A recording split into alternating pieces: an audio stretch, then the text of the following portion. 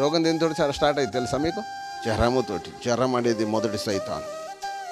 చుట్టం వచ్చినట్టుగా సూపర్లోకి వస్తుంది అది. డాక్టర్ తీసుకుపోయినాము, తినే అని డబ్బులు తిన్నాడు, పక్కకు నెట్టేశాడు. నేను నా భార్య బండి మీద కూసబెట్టుకొని పిల్లను రాత్రి అంతా ఏడుస్తూ తిప్పుతాను. ఒక అమ్మ నా కోసం ప్రార్థన చేసి మా నాన్న చనిపోయాడు, దేవుడు నన్ను పక్కకు నెట్టేశాడు. ఆ పరిస్థితి కుడితిలబడ్డ ఎలకలాగా అయిపోయింది. ఆదరణ లేదు, నెమ్మది లేదు, శాంతి లేదు, చాలా ఇబ్బంది పడుతున్నాను. 100% బ్రతకటానికి ఛాన్స్ లేదు. ఒకవేళ హైదరాబాద్ తీసుకుపో, దేవుడు ఏమైనా చేస్తాడేమో అన్నాడు. ఏమైంది అమ్మా అని అంటే, పాప చనిపోయిందండి అని చెప్పి శవాల గదిలో వేసినామని రిటర్న్ వచ్చేసింది సమాధికి.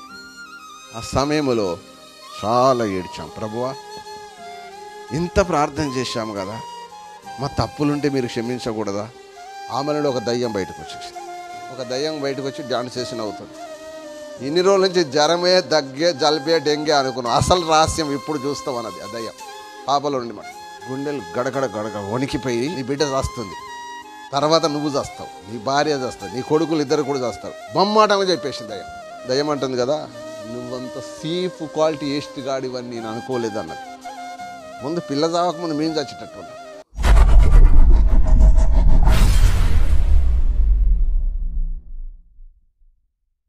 చస్తే సావాలి రైల్వేలో,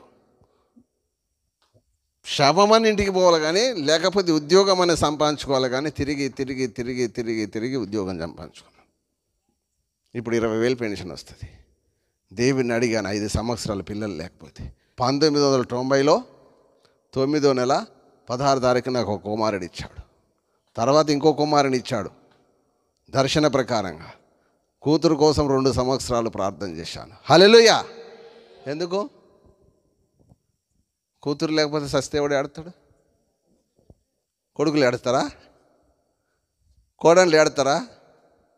ఎంతనైనా చూసుకో. కోడన్లు అంటే ఏడిచే కోడన్లు ఉన్నారు. ఆ కూతురు కోసము 2 సంవత్సరాలు ప్రార్థన చేసినాక దేవుడి దర్శన ప్రకారంగా ఇచ్చాడు. ఆ బిడ్డను 14 సంవత్సరాల వయసు కనుక గుండెల మీద పండబెట్టుకొని పెంచాను. 2009 9వ క్లాస్ చదువుతుంది. చిన్న జ్వరం వచ్చేసింది.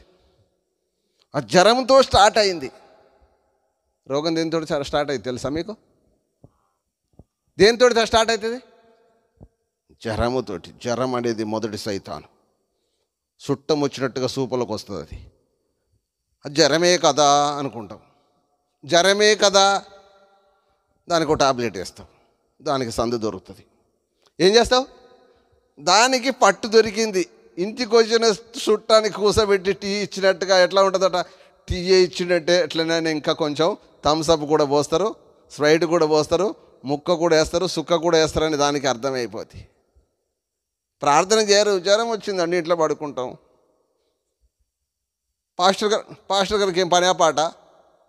అక్కడిక్కడ పోతే అన్నం పెడతాడు, తింటాడు కాబట్టి దుడ్డేలాగా ఉండి ఏదైనా మాట్లాడతాడు. అట్లా అంటాడు ఈ పాస్టర్ గారు వెనకపోతాడు. ఆ బదులు నాకెందుకని అన్నం తినడే మానేశాడు ఈ వయసులో. అందరికీ ఉంటుంది ఆ జ్ఞానం, అందరికీ ఉండదు ఆ జ్ఞానం. కొందరికి ఆత్మతో నింపబడిన వారికే ఉంటుంది. దేవుడు ఏం చెప్తాడు? అలా పెంచిన కుమార్తె విషయంలో జ్వరముతో స్టార్ట్ అయ్యి ఆవేశము, కడుపులో నొప్పి, తల నొప్పి, కాలు చేతులు పీక్కపోవటము, ఆస్మా డాక్టర్ తీసుకుపోయినాము, తినే అని డబ్బులు తిన్నాడు, పక్కకు నెట్టేశాడు. ఖమ్మంలో కూసబెట్టుకొని 2009 10వ నెల 11వ నెల నేను నా భార్య బండి మీద కూసబెట్టుకొని పిల్లను రాత్రి అంతా ఏడుస్తూ తిప్పుతాను. ఖమ్మంలో ఏడుస్తూ తిప్పుతాను. ఏ డాక్టర్ కూడా మమ్మల్ని లెక్క చేయట్లేదు. మా దగ్గర డబ్బులు కూడా లేవు అసలు. ఆస్తంగా 10,000 ఖర్చు పెట్టాం, అయిపోయినాయి. అప్పు అడిగితే ఇచ్చోళ్ళేడు. రైల్వేలు ఉద్యోగం చేస్తే 4,000 జీతం. పిల్లల్ని పెంచుకోవాలి, ఇల్లు కిరాయి కట్టుకోవాలి, చదివించుకోవాలి. ఒకడేమో 10th చదువుతాడు, ఒకడే ఇంటర్ చదువుతాడు, ఈ అమ్మాయి ఏమో 9వ క్లాసు. పరిస్థితులంతా తారుమారుగా అయిపోయింది. ఏం చేయాలో అర్థం కాని పరిస్థితిలో నా కోసం ప్రార్థన చేసి ఆత్మీయ అయ్యగారు చనిపోయాడు, నా కోసం ప్రార్థన చేసి మా నాన్న చనిపోయాడు, దేవుడు నన్ను పక్కకు నెట్టేశాడు. మనం అనుకుంటాము ఈ పాస్టర్ గారు చేస్తేనే మేము బతుకుతున్నామా, మాకు తెలివి లేదా అని. ఒక ఊరిలో పాస్టర్ ఉంటే ఆ పాస్టరు ఎంత కన్నీరు గారుస్తాడో ఆ ఊరి కోసం మీకు తెలియదు. ఒక కుటుంబంలో ఒక తండ్రి ప్రార్థన చేసేవాడు ఉంటే ఎంత కన్నీరు గారుస్తుందో తెలియదు. ఒక తల్లి ఉంటే, ఒక ప్రార్థన చేసే కుటుంబం ఉంటే, ఆ కుటుంబాన్ని బట్టి, ఆ వ్యక్తిని బట్టి, ఆ ఊరును, ఆ గ్రామాన్ని, ఆ పల్లెను, ఆ ఇల్లును, ఆ పిల్లలను కాపాడుతాడనే విషయం చాలామందికి తెలియదు. ప్రార్థన చేసే వాళ్ళు చనిపోయిన తర్వాత నా పరిస్థితి ఎలా ఉందంట, కుడితిలో పడ్డ ఎలకలాగా అయిపోయింది. ఆదరణ లేదు, నెమ్మది లేదు, శాంతి లేదు, చాలా ఇబ్బంది పడుతున్నాను. ఈ పిల్లని తీసుకుపోవాలంటే డబ్బులు లేవు, హాస్పిటల్కి తీసుకుపోదామంటే ఏం చేయాలని అర్థని పరిస్థితి. సరే సస్త సచ్చిందని చూస్తే నిద్రపోవడానికి లేదు, రాత్రి పగలు కింద బండి పొర్లుతూ ఏడుస్తూ ఉన్నది. అర్థం కాని పరిస్థితులు, ఏం చేయాలి? వాసిరెడ్డి నిర్మల హాస్పిటల్కి పోయినాం, భార్య భర్తలు. అక్కడికి తీసుకుపోయినాం, గ్లూకోజ్ పెట్టారు, సిలిండర్ ఎక్కించారు, ఇంజక్షన్లు వేశారు. కడుపు నొప్పి ఎక్కువైపోయింది. ఏమైపోయిందంటే టక్క టక్క టక్క టక్క బొడ్డు కాడ చేయబడితే ఎగిరి పడుతుంది, పిల్ల మొత్తుకుంటుంది, పొర్లుతుంది. ఏం చేయాలని అర్థం కాని పరిస్థితి. డాక్టర్ దగ్గరికి అడిగితే ఏం చేయాలండి, మా ప్రయత్నం మేము చేస్తున్నాము, స్కానింగ్లు రిపోర్ట్లు మొత్తం ఓకే, అక్కడ ఏమి మాకు దొరకట్లేదు, కోసి ఆపరేషన్ చేద్దామంటే కూడా మాకే అర్థం కావట్లేదు, ఏం చేయమంటావు? ఆ బాధ తట్టుకోలేక రాత్రి 10 గంటలకు మళ్ళీ అవి ఊడబీకేసేసి ఇంటికి తీసుకొచ్చాం పిల్లని. తీసుకొస్తే మాకు నిద్ర లేదు, తిందామంటే ఆ పిల్లని పెట్టుకొని మేము అన్నది ఎట్లా తినగలం, మంచినీళ్ళు ఎట్లా తినగలం? ఏంటి ప్రభువా, అందరేమో నెత్తి జుట్టుగా పూసుకొని రోడ్ల మీద తిరుగుతుంటే నా పిల్లకి ఏంటి కష్టమని నేను అడగటం, నా భార్య అడటం. హల్లెలూయా. ఏమీ చేయలేని అఘోరమైన స్థితిలో ఉన్నాం, అర్థం కాని స్థితిలో ఉన్నాం. అందరి ఉండి కూడా ఆదరించేవారు లేరు, ఆదుకునేవారు లేరు. కష్టం వచ్చిందంటే మన పక్కలో పొడిచేది ఎవరంట? మన అక్క చెల్లెళ్ళే, మన అన్నదమ్ములే, మన ఇంటి పక్కల వాళ్ళే, మన ఇరుగు పొరుగు వాళ్ళే. పక్కన దూరపు కూడా అయినా కానీ పాపం అంటాడు, కానీ మనోళ్ళు మాత్రం అస్సలు మంచిగానే జరిగింది. నిద్ర పట్టట్లేదు, ఏం చేయాలి? నా పిల్లను ఆ డాక్టర్ కాడికి తీసుకుపోయి మళ్ళీ అదే రాత్రి ఆ కిన్నెర డాక్టర్ తీసుకుపోతే అక్కడ క్రిస్టియన్ డాక్టర్ ఒకడు మా మీద దయదలిచి మరి పరీక్షలు చేద్దాం, ఒక 2000 3000 అయితే అంటే ఆ రాత్రి మొత్తం పరీక్షలు చేశాడు. నా నుంచి అయితేనేమో బాగు వేద్దాం, వైద్యం స్టార్ట్ చేద్దాం, లేకపోతే హైదరాబాద్కి పోవాల్సి వస్తేనే రాత్రి పరీక్షలకు ఇస్తే 3 గంటలకు పరీక్షలన్నీ వచ్చినాయి. డాక్టర్ పిలిచాడు, ఇమ్మీడియట్గా మీరు హైదరాబాద్ తీసుకుపోండి, 100% బ్రతకటానికి ఛాన్స్ లేదు, ఒకవేళ హైదరాబాద్ తీసుకుపో దేవుడు ఏమైనా చేస్తాడేమో అన్నాడు. అలాంటి పరిస్థితుల్లో ఏడుస్తూ మంగళవారం చెప్తే బుధవారం అంతా కూడా ఇంట్లో ఉండి ప్రార్థన చేసుకుంటూ డోర్నకల్ రైల్వే హాస్పిటల్ దగ్గరికి వచ్చి శర్మ డాక్టర్ అని బ్రాహ్మణ్స్, ఆ పాప పుట్టినప్పుడు ఆయనే వైద్యం చేసిండు చూసేది. అక్కడికి వచ్చేసి ఆ డాక్టర్తో రాపించుకొని ఆయన హైదరాబాద్లో తీసుకొని పోయినాం. బేస్తారం నైటు, శుక్రవారం పొద్దున్న అక్కడ దించాం. అన్ని పరీక్షలు చేశారు 20 మంది డాక్టర్లు.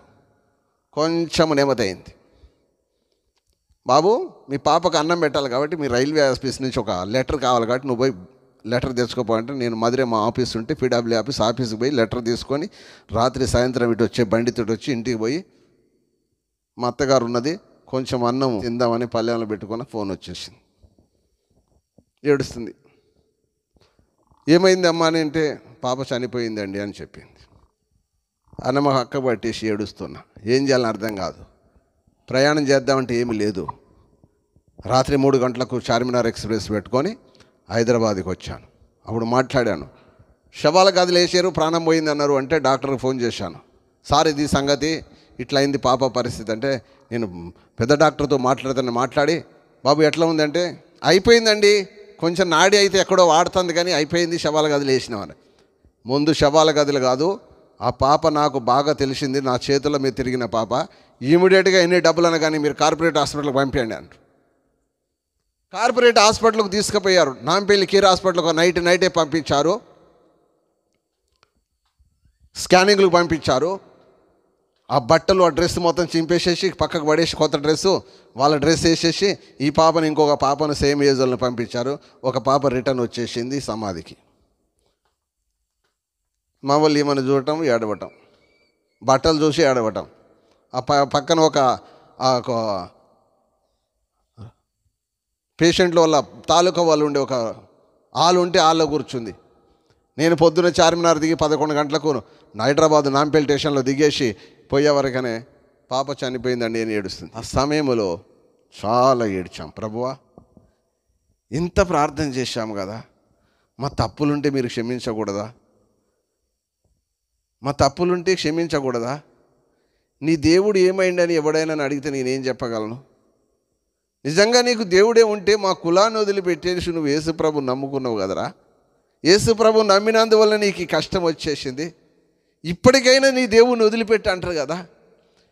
తప్పు చేసింది నేను, అబద్ధం ఆడింది నేను, మోసం చేసింది నేను, పేరు నీకు బదనాం వస్తుంది. ప్రభువా, నన్ను క్షమించుమని ప్రార్థన చేస్తూ తాగుతూ ఉండేది. ఏం చేసిందంటే బాధకు ఒక సుక్కు వేసుకుంటూ ప్రార్థనే,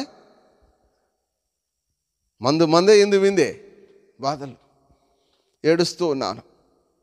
ఏ విధమునైనా పాప చనిపోతే నా 2 కొడుకులు, నేను, నా భార్య అందరూ ఒకే రోజున చనిపోవాలి. అట్లనైతేనే చంపేయి, లేకపోతే చనిపోవడానికి వీల్లేదు అని ఏడుస్తూ ఉన్నాను. డాక్టర్ గారు పిలుస్తూ ఉన్నాడు, బాబు ఐసీలో పెట్టాము, రెడ్ మార్క్ చూపిస్తుంది, మేము మిషన్ పెడితే స్పాట్లో రెడ్ మార్క్ ఎప్పుడు ఆగిపోద్దో అప్పుడు అవుట్. నువ్వు ఎందుకైనా మంచిది ఒక శవాన్ని తీసుకుపోవడానికి ఒక వ్యాన్ పెట్టుకొని ఉంచుకో, ముందే చచ్చిపోయిన వెంటనే బయటికి నెట్టేస్తారు, నీ ఇష్టం, మరి నువ్వు బజారుని పడిపోతావు. ఆశకల ప్రాణాన్ని ఎప్పటికైనా సావనీయకుండా తృప్తి పరిచిన తర్వాతనే సంతోషంగానే ప్రాణం విడిస్తానికి అనుమతిస్తాడు. అప్పటిదానికి ఆయన సావనీయాడు, మరణ పడకం వరకు తీసుకుపోతాడు. నీ విశ్వాసం ఎంతవరకు ఉందో పరీక్షిస్తాడు. అలా పరీక్షిస్తున్నప్పుడు దేవుడు మాట్లాడుతున్నాడు, నమ్ముతున్నావా కొమరయ్య అన్నాడు. ఏంది స్వరము? నమ్ముతున్నా ప్రభువా. నమ్మితే ఈ రోజు నుంచి నేను చెప్పినట్టు నడవాలిగా, నీ ఇష్టానుసారంగా నడవద్దు, నీ బిడ్డ బ్రతుకుతుంది. హల్లెలూయా. ఎట్లా బ్రతుకుతుంది ప్రభువా?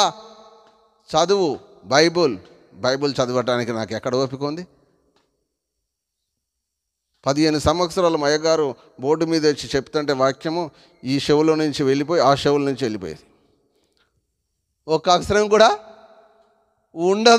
ఉండదంటే మనం యేసుప్రభు యందు భక్తి ఉంటే కదా. మన భక్తి ఎంత ఏంటంటే బజారు భక్తి. ఏంటంట? బజారు భక్తి మనదంతా. బలమైన భక్తి అయితే కదా వాక్యం నిలిచేది. చదువు, యోహాను సువార్త 11:4 చదువు అంటాడు.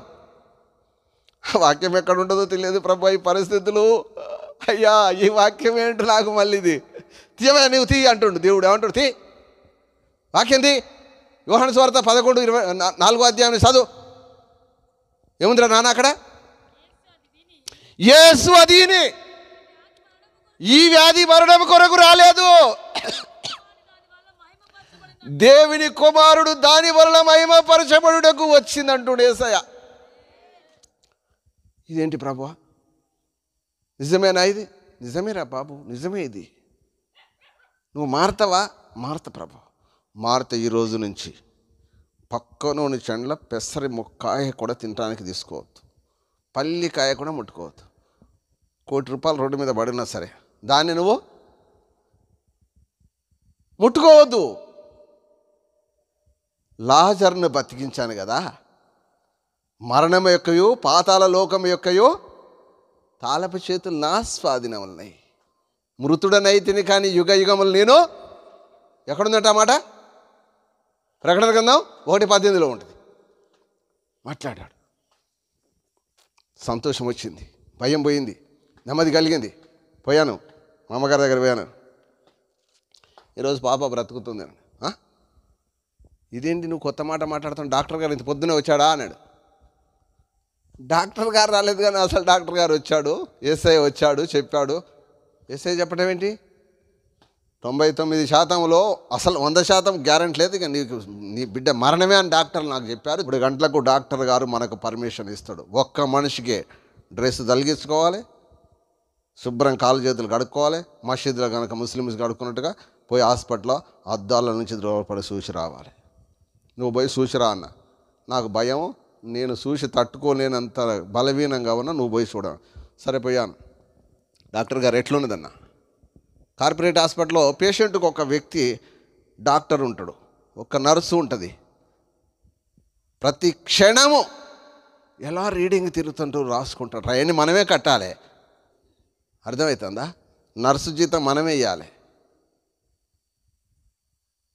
తెలియదు, మనం ఏదో తేలిక మాకు హాస్పిటల్ ఉందిలే, మాకు ఆర్ఎంపీ డాక్టర్లే, ఎస్ఐతో నీ బొంద, ఏ రోగం వస్తే నీకు ఏ హాస్పిటల్ పనికిరాదు.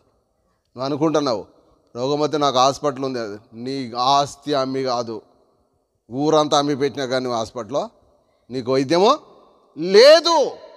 ఉన్నది అనుకుంటున్నావు, లేదు. అంత డూప్లికేటు,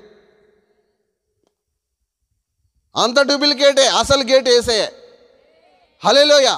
నువ్వు అసలు గేటు దగ్గరికి రావాలి, డూప్లికేట్ దగ్గరికి పోతావు ఎందుకు? అర్జెంటుగా ఫోన్ వచ్చింది, డాక్టర్ గారు నిన్ను అర్జెంటుగా రమ్మంటుండు, నువ్వు వచ్చాయని మా వాళ్ళు ఫోన్ చేశారు.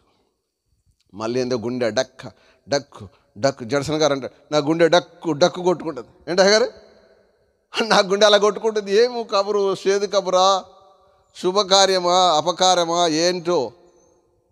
దేవుడు ఉపకారం చేస్తానండు, మరి డాక్టర్ ఉపకారం చేస్తాడని చెప్తాడా అపకారం అని చెప్తాడని పోయాను. డాక్టర్ గారు ఉన్నాడు, జూనియర్ డాక్టర్, సీనియర్ డాక్టర్ లేడు. డాక్టర్ గారు రమ్మంటాడు అర్జెంటుగా. పాపం బాగానే ఉంది.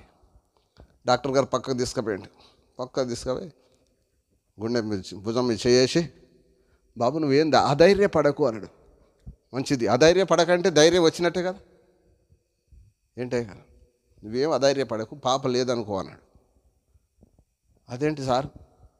అంతే, అది పాప రిపోర్ట్లన్నీ కూడా ఒక రిపోర్టు ఎన్ను పూస నుండి బ్రెడ్ తీసేసి ఒక లిక్విడ్ ఉంటుందట ఎన్నులో తీసేసి, ఆ లిక్విడ్ బొంబాయి ల్యాబ్కు పంపించారు.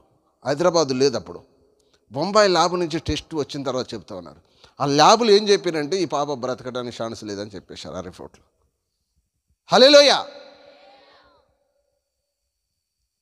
అసలు గుండెలు పడిపోయినాయి. లేదు, ఇక ల్యాబులు ఏం చెప్పారంటే సార్, లేదు బాబు, అసలు ఆ జబ్బే గురించి నేను చెప్పలే, కానీ నాకు కూడా అర్థం కాలేదు, కానీ పాప అయితే బతకదు, గ్యారంటీగా నేను సర్టిఫికెట్ ఇస్తున్నా, తీసుకొని వెళ్ళిపో. ఇప్పటికి 3.5 లక్షలు ఖర్చు పెట్టాం. రైల్వే బిల్ కట్టింది, ఒక్కొక్క ఇండిక్షన్ 70,000, 20,000, ఇవే ఇండిక్షన్లు. ఇంకా నువ్వు 20 లక్షలు రైల్వే ఖర్చు పెడుతుంది, నువ్వు నీ ధీమగా ఉన్నాను, గివే మందులు ఇస్తాం, ఎప్పుడు స్పాట్లో ఊపిరిపోద్దో తెలియదు. నీ దగ్గర డబ్బులు ఉంటే, ఢిల్లీ లేదని హాస్పిటల్ ఉంటే తీసుకుపో. హైదరాబాద్ లేవు ఇక హాస్పిటల్, ఇదే రేంజ్ హాస్పిటల్. ఒకవేళ నీకంత డబ్బులు ఎక్కువగా ఉంటే, ఇంకా నీ వాళ్ళు ఎవడైనా తెలిసిన వాళ్ళు ఉంటే, అమెరికా నుంచి మందులు తెప్పించుకొని వాడు మనిషి శూన్యమే కానీ కనిపించదిగా అన్నాడు. ఏడు పాగట్లే. సరే మంచిది సార్, డిశ్చార్జ్ చేయండి, వెళ్ళిపోతాం అన్న. డిశ్చార్జ్ చేయండి, వెళ్ళిపోతాం. ఇక ఎన్ని డబ్బులు ఖర్చు పెట్టినా అంతే అన్నావు కదా, డిశ్చార్జ్ చేయండి, వెళ్ళిపోతా. అప్పటికి 1,50,000 వాళ్ళ అకౌంట్లోకి రావాలి. 1,50,000 వాళ్ళ అకౌంట్లోకి రావాలి. అవి వస్తేనే రిలీజ్ చేస్తారు. అది రైల్వే నుంచి రావాలి. మన దగ్గర ఎక్కడుంది బిల్లు, డబ్బులు? బతకటం అంతంత సాధ్యమవుతుంది. ఆ సమయంలో సరే నేను ఏడుస్తూ ఆ పాప బెడ్రూమ్లోకి పోయిన తర్వాత మా భార్య ఏమన్నా మా పాప ఎదురు వచ్చారు. ఏమన్నారు నానంటే, నాకు ఏడుపు ఆగట్లేదు, ఏడుస్తున్నా. పాప బతకదన్నారు కదా అని మా వాళ్ళు అన్నారు. అవును అన్న, ఏడుస్తున్నాం. ఆమె నుండి ఒక దయ్యం బయటకు వచ్చేసింది. ఒక దయ్యం బయటకు వచ్చి డాన్స్ చేసి నవ్వుతుంది. ఇన్ని రోజుల నుంచి బయటికి రాలేదు కదా నేను, ఇది రోగమే అనుకున్నావు కదా, ఇప్పుడు నుంచి నీ ఛానల్ స్టార్ట్ అవుతుంది, యూట్యూబ్ ఛానల్ ఇప్పుడు స్టార్ట్ అవుతుంది. ఎలిషా గారు యూట్యూబ్ ఛానల్ స్టార్ట్ అయింది, నేను ఎక్కడ మాట్లాడలే.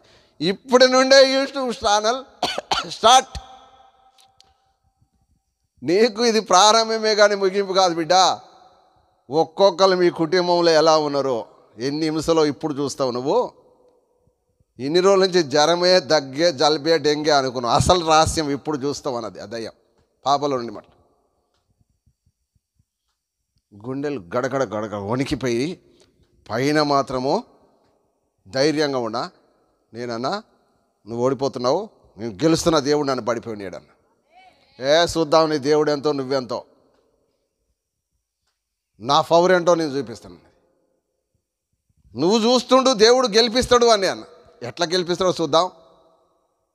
నీ దగ్గర డబ్బులు లేవు సంగతి. నేను అప్పుడే ఇల్లు కట్టుకున్నాను, బోర్ వేసిన రోజు శోధన స్టార్ట్ అయింది ఖమ్మంలో. నీ ఇల్లు ఆగిపోయింది, నీ పిల్లల చదువు ఆగిపోతుంది, నీ బిడ్డ చేస్తుంది, తర్వాత నువ్వు చేస్తావు, నీ భార్య చేస్తుంది, నీ కొడుకులు ఇద్దరు కూడా చేస్తారు. బొమ్మాటంగా చెప్పేసింది దయ్యం. ఎవ్వలం సామము, నువ్వే సస్తావని నేను అన్న. లోపల గుండె డక్కా డక్కా కొట్టుకుంటూ కానీ పైకి మాత్రం మేకపోతూ గంభీరంగా ఆ మాట మాట్లాడాను. అబ్బా ఏంటి ఇది శోధన. ఫోన్లు చేస్తున్నా, వాళ్ళకి ఫోన్లు చేస్తున్నా, ఆ పాస్టర్కి ఫోన్ చేసి, ఈ పాస్టర్ ఎల్షా పాస్టర్కి ఫోన్ చేశాను. అంటే రాలేదనక, మీరు పేరు తెలియదనక చెప్తున్న మాట. ఏ పాస్టర్కి ఫోన్ చేసినా 8 గంటలకు పాస్టర్ల ఫోన్లన్నీ పోస్ట్ పని అయిపోతాయి. ఏ పాస్టర్కి ఫోన్ చేసినా నెంబర్ కలవదు, కలిస్తే కొట్టరాదు, అయోమయ స్థితిలో. ఆ దయ్యం పాపలు ఉండే ఇటే నీకేం కలుపుతావు, ఏ పాస్టర్ కావాలని చెప్పండి, ఎన్ని గారు కావాలని మాట్లాడు. వాడి దగ్గర పవర్ ఉంటే, నన్ను ఎల్లగొట్టే దమ్ముంటే ఎల్లగొట్టవాని చూస్తా. దయ్యం మాట్లాడేది అట్లనే, ఇట్లే వాని దగ్గర దమ్ముంది. మరి ఏం చేయాలంటావు? ఏం చేయలేదు కదరా బాబు, నువ్వే మోకాల్లోంచి ప్రార్థన. దయ్యం చెప్పేది ఇదేంది, దయ్యం నన్ను మోకాలు ఉంచమనటం ఏంది, నేను ప్రార్థన చేయటం ఏంది, అది పోవటం ఏంది, వేరే వాళ్ళు ప్రార్థన చేస్తే అది పోకపోవటం ఏంటి, ఇది నాకు ఆశ్చర్యం. నేను చేయటం ఏంది అసలు? ఇది దేవుడు పంపించిండా, ఇది అసలు కావాల్సింది ఎవరు పంపించిండు, నాకు అర్థం కావట్లేదు. ఏంది అసలు నేను చేస్తే పోవటం ఏంది అని జుట్టు బీక్కునేది ఏడుస్తూ. రాత్రి అంతా ప్రార్థన చేస్తున్నాం, పేషెంట్లు పక్కన ఉన్నారు, ఏడుస్తున్నాం. వాళ్ళ వాచ్మెన్ ఉంటాడు, ఏంటి ఆ గోలా నువ్వు, ఏదో ప్రార్థన కార్యక్రమాన్ని పక్కన నుండి నిద్రపోకుంటాను చేస్తాను, మీరు బయటికి రండి. సార్ పాప ఇబ్బంది పడుతుంది, నిద్ర లేదు, కడుపులు నొప్పి అని బొర్లుతుంది, ఏడుస్తుంది అని వాడికి డబ్బులు ఇచ్చేసి ఎంతో అంత కొంచెం నోరు మూసుకోరు నాయన మేనేజ్మెంట్ చేసి ప్రార్థన చేసేది. ఈ పాస్టరు పరదాన్ని పని చేయట్లేదు. అసలు నేను మాటింటేగా దేవుడికి, మనం మాటింటే కదా పాస్టర్ ప్రార్థన వినేది. ముందు మనం మాటినాలే. హల్లెలూయా. ఏం చేయాలి ప్రభు? తెల్లారిపోయింది. 2 రోజులు జరిగింది. 2 రోజుల తర్వాత 1,50,000 అలా అకౌంట్లోకి వచ్చిన తర్వాత రాత్రి 10 గంటలకు డిశ్చార్జ్ చేశారు. నాంపల్లి స్టేషన్ నుంచి ఆటోలో పెట్టుకొని పోవాలి, 250 రూపాయలు మళ్ళీ రైల్వే హాస్పిటల్ తీసుకురావాలి పాపని. అక్కడి నుంచి డిశ్చార్జ్ చేసుకుంటారు, వాళ్ళకే పంపించింది. అక్కడికి తీసుకొని వచ్చాం. దయ్యం అంటుంది కదా, నువ్వంత సీఫ్ క్వాలిటీ వేస్ట్ గాడివని నేను అనుకోలేదు అన్నది. ఎందుకన్నా? నువ్వు ఇట్లనే మాట్లాడుకో, మొండికేసి మాట్లాడు. సీఫ్ క్వాలిటీ వేస్ట్ గాడిలో మొదటి రకం వేస్ట్ గాడివి నువ్వు అని. ఎందుకు? నువ్వు కార్లు ఎక్కించి తీసుకొస్తావేమో అనుకుంటే నువ్వు ఆటోలు ఎక్కించుకొని తీసుకొచ్చినావు నన్ను. నిజం చెప్తానా, దేవుడు పైన ఉన్నాడు, మనం కింద ఉన్నావు, మన పక్కన వేసే ఉన్నాడు. అసలే డబ్బులు లేక గిజగిజ అనుకోని అప్పటికి వారం 10 రోజులు తిండి లేక మాకు పాప చనిపోతే మేము కూడా మందు తెచ్చుకుని చనిపోవాలనుకున్నాం. ఇక బతకడం ఎందుకు? కులం ముందు తల ఉంచుకోవాలి. నువ్వేం సాధించినవు యేసు ప్రభుని నమ్మినవు అని వాళ్ళు అంటారు. నీ దేవుడు ఏమైందంటే రాత్రి పగలు నా కన్నీరు నాకు 42వ కీర్తనలో అన్నపానలములు అయిపోయినాయి. నీ దేవుడు ఏమైందంటే దాని గురించి వస్తున్నా నేను. నా బాధ అంతింత కాదు. ఇదేమి ఇట్లా మాట్లాడింది. రైల్వే హాస్పిటల్ తీసుకొచ్చాను, డాక్టర్ కాడికి పోయాను.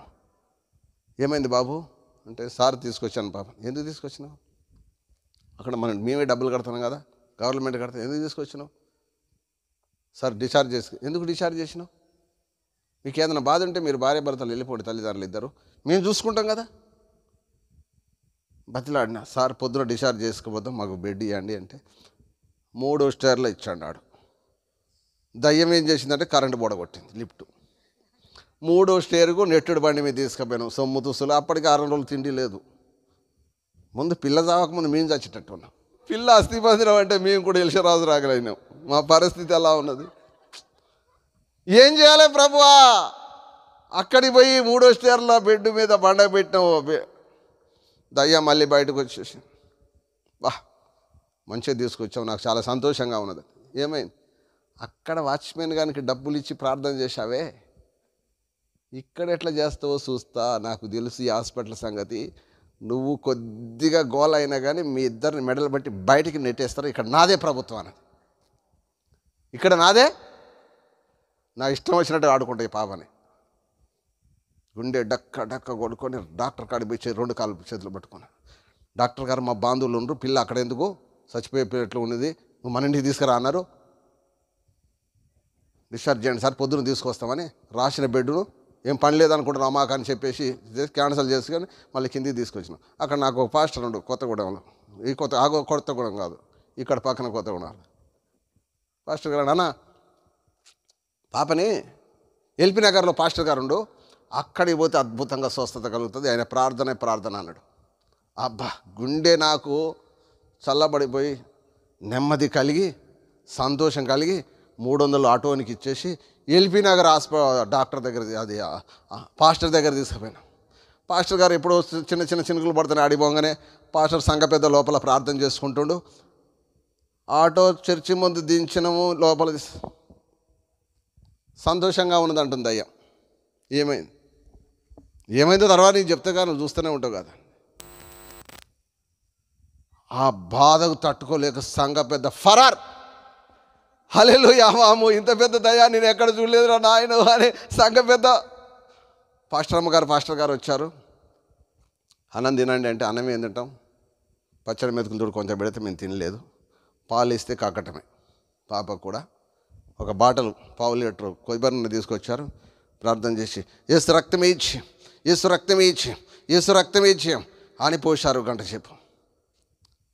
ఈ నూనె పడి కండ్లకు పోయి నోట్లోకి పోయి పిల్ల ఎక్కడ చస్తుంది, ఇదొక పెద్ద అయిపోయింది. ఎందుకు వచ్చినవరా బాబా, ఎడుతున్నాం, ఏంది ప్రభా మా కర్మ.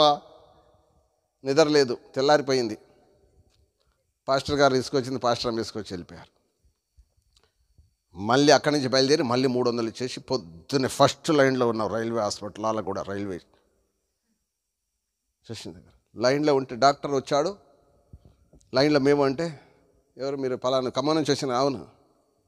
ఏమైంది, ఎందుకు తీసుకొచ్చారంటే, సార్ తీసుకుపోతాం, పాప ఇంటికాడ ఛానల్ అంతా మారింది, ఇబ్బందిగా ఉన్నది మాకు, పిల్లలు వీరు మేము తీసుకుపోతాం ఒక వారం రోజులు.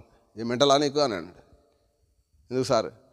పిల్ల చనిపోతుందని మేము డబ్బులు ఖర్చు పెట్టి కార్పొరేట్ హాస్పిటల్కి పెట్టి మేము ఎన్ని డబ్బులైనా బాగు చేయాలని మేము పంపిస్తే నీకు మెంటల్ వచ్చి పిల్లని తీసుకొని డిశ్చార్జ్ చేసుకొని వచ్చిన ఏ మనిషిరా నువ్వు అన్నాడు. పక్క జరగా అన్నాడు. ఏంటి ప్రభువా? అక్కడేమో దయ్యం బతకడానికి వీల్లేదన్నది, ఇక్కడేమో డాక్టర్ ఏమో నేను చూపిస్తా అన్నాడు. మీరు వెళ్ళిపడి ఇద్దరు, మేము చూసుకుంటాం, మీరు అవసరమే లేదు హాస్పిటల్లో, అన్ని డబ్బులు పెట్టి అక్కడ పంపితే నువ్వు మెంటలు వచ్చి తీసుకొని వచ్చినవా అన్నాడు. ఏడుపు వస్తుంది. పక్క జరగన్నాడు. పేషెంట్లను చూస్తుండే కానీ మమ్మల్ని చూడలేదు. నా ఫ్రెండ్ ఒకడు ఉన్నాడు, నేనే రైల్వేలో పట్టించిన మా ఊరుని, వాడి పిలిచి వచ్చాను. ఇద్దరం పోయి బతిలాను. సార్ వారం 10 రోజుల్లో మళ్ళీ తీసుకొస్తాం, మేము ఇప్పుడైతే ఉండే పరిస్థితులు ఏమైనా కానీ నీ కర్మ, ఇక మేము ఇంత చెప్తే వినట్లేదు కదని డిశ్చార్జ్ రాశాడు. ఊడిగా వచ్చేసి ఔరా ఎక్స్ప్రెస్ ఎక్కేసి 10 గంటలకు ఇక్కడ ఇది సికింద్రాబాద్ స్టేషన్లో ఖమ్మం తీసుకొచ్చి ఎల్పీ నగర్లో పాస్టర్ గారు ఉన్నాడని చెప్పిన పాస్టర్ గారికి ఫోన్ చేస్తే వచ్చాడు, నూరే రాశాడు, ప్రార్థన చేశాడు. అదే పరిస్థితి. దయ్యాలు నిద్రమోనియట్లేదు. రాత్రి 10ంటికి వస్తాయి, 10 నుంచి 4 వరకు. ఎక్కడి నుంచి వచ్చిన? అనంతపురం నుంచి వచ్చిన. ఎవరిను అంటే కుమ్మరి కులంలో పుట్టాను, చచ్చిపోయాడును, పలాని ఓడు నన్ను చంపేశాడు, అక్కడి నుంచి మేడ మించి పడి చచ్చాను. మరి ఇక్కడికి ఎవడో పంపించాడు, ఆయన పేరు నీకెందుకు లేని చెప్తే మళ్ళీ వాడు నన్ను బాధ పెడతాడు కానీ అని 4 గంటల నుంచి సాయంత్రం 10 నుంచి 4 గంటల వరకు ఫ్రెండ్గా మాట్లాడేది. అది 2 రాత్రులు 2 పగలు అన్నం నీళ్ళు లేకుండా కన్నీరు గార్చి ఏడ్చి ప్రార్థన చేస్తే అది వెళ్ళిపోతూ మీరు చాలా మంచోళ్ళండి, మీరు ఎవరికి పగలేరు కానీ కావాలని మీకు చేతబడి చేశారు, మీ పాప చాలా మంచిది, మీరు చాలా మంచిది, పాప జాగ్రత్త. దైవం ఏం చెప్పిందంట? పాప జాగ్రత్త. ఇంకోటి వస్తుంది, బయట ఒక గుంపే ఉన్నది, మరి వాటికి చెప్పకూడదు. వాళ్ళు నువ్వు పిరికిదాని కాబట్టి మేము వాడిని శవాన్ని తీసుకొని వస్తాం, మేము భయపడతామని అంటున్నాయి, నా మాట ఇంటట్లేదు అని ఇది వెళ్ళిపోతూ పోతూ చెప్పిపోయేది ఇంకోటి వస్తుంది, అరగంటలో ఇంకోటి వచ్చేది. నిజం, అరగంటలో ఇంకోటి వచ్చి అడావుడి చేసేది. ఇక కొత్త బుచ్చగాడు ఎట్లా పొద్దుగారు అట్టకు ఎగిరి పడేది, కడుపులు నొప్పి అని పొర్లుతూ ఉండేది. 10 నిమిషాలు నొప్పి పొర్లి ఏడుస్తుంటే ఆ పిల్లని చూసి మేమే ఏడవా, బాధ చూడలేక ప్రాణం పోయినా బాగుంది ఈ బాధ కన్నానే. 10 నిమిషాలతో నొప్పి తగ్గించేది. చూసావు కదా నా ప్రతాపం ఏంటో. ఇట్లనే హింసపెట్టి ఈ పాపను చంపించినాక నెక్స్ట్ ఇంకొకలకు ఏడ్చి అడ్డం పడిపోయి సోయి లేకుండా ఉన్నాక స్వస్థత వచ్చేది. అది వెళ్ళిపోయేది, ఇంకోటి వచ్చేది. మళ్ళీ దాని కొరకు 24 అవర్స్ 24 గంటలు ప్రార్థన చేస్తే అది భయం అవుతుంది. మీరు ఏదో యేసయ్య పాటలు పాడుతున్నారు, యేసయ్య శక్తి ఏదో వస్తుంది, నేను వెళ్ళిపోతాను, నేను ఉండను. ఉండు నువ్వు అనేది. ఇప్పటిదాకా ఉంటున్నానే వచ్చినావు కదా, ఎగిరిపడ ఉండు నువ్వు. నేను కూడా మొండికి అయిపోయినాయిగా. ఉండు, నువ్వు పోయటానికి వీలేదు. అసలు నువ్వు ఎందుకు వచ్చినా చెప్పు. అమ్మ నేను పోతా అనేది. పోతే అది ఇంకోటి. 60 శక్తులు ఒకటి కాదు. అనంతపురం, చిత్తూరు, తిరుపతి, నెల్లూరు 18 నెలలు కన్నీటితో ప్రార్థన చేశాను బిడ్డ కోసం. చేసిన తర్వాత దేవుడు మాట్లాడి, దేవా నువ్వు వాగ్దానం చేసినావు బతికిస్తానని. అవన్నీ రోడ్డు అవతల పడి ఏడుస్తున్నాయి. ఒకరోజు ఎందుకు ఏడుస్తున్నారంటే దర్శనంలో దేవుడు చెప్తున్నాయి. యేసయ్య మమ్మల్ని ఎల్లగొట్టుండు, నీ ఇంట్లో నుంచి మాకు స్థానం లేదు అంటున్నాయి. ఏమైంది? అగ్గిని చుట్టూ మండుతుంది మీ ఇంటి చుట్టూ, ఇక స్థానం లేదు మాకు, వెళ్ళిపోయినాయి అన్నీ. చిన్నగా పాప కోలుకోవటం మొదలైంది. ఆ రోజు నుంచి ఈ రోజు వరకు దేవుడు చెప్పినట్టుగా నేను మామిడికాయలు దొంగతనం చేసి నేను గేట్ మెయిన్గా పనిచేశాను. రైల్వే గేట్లో స్టేషన్ అసిస్టెంట్ మాస్టర్గా పనిచేశాను. నేను రైల్వే అగ్రహారం గేట్లో అర్ధరాత్రి డ్యూటీ దిగిన తర్వాత మంచి 2 గంటలకు పోయి మామిడి తోటలకు పోయి మంచి ఈ చెట్టు కాడికి పోతే పాములు తిరుగుతున్నాయి, అక్కడికి పోయి తెంపుకొని వచ్చేది. అర్థమవుతుందా? అలా చేసి నేను దినంగా అందరికి పంచిపెట్టే. దేవుడు ఏమన్నాడు, ఈ రోజు నుంచి పక్కన వాళ్ళ దాంట్లో ఒక్క చిన్నది కూడా ముట్టుకోదాడు. అలా ముట్టుకున్నప్పుడు నిన్ను వదిలేస్తాను. నీకే ఫాస్టర్ తోటి పని లేదు. నువ్వు అడవిలోకి పో, నువ్వు కొండలకు పో, నువ్వు మాంత్రకాండల దగ్గరికి పో, నువ్వు శక్తుల దగ్గరికి పో, నేను నీతో ఉన్నాను అన్నాడు. హల్లెలూయా. ఇప్పటి వరకు దేవుడు అట్లనే కాపాడుతున్నాడు.